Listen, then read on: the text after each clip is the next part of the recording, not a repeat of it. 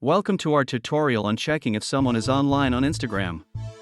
Let's dive into the essential steps you need to know. First, open your Instagram app. Look at the top right corner for the direct messages icon.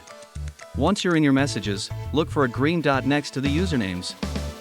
This indicates they are online. You can also see when someone was last active, which appears under their username. Don't forget to check their stories. If there's a colorful ring around their profile photo, they are currently active. And that's it. You're now equipped to see who's online. Happy Instagramming! To recap, remember to check the direct messages and look for those telltale green dots.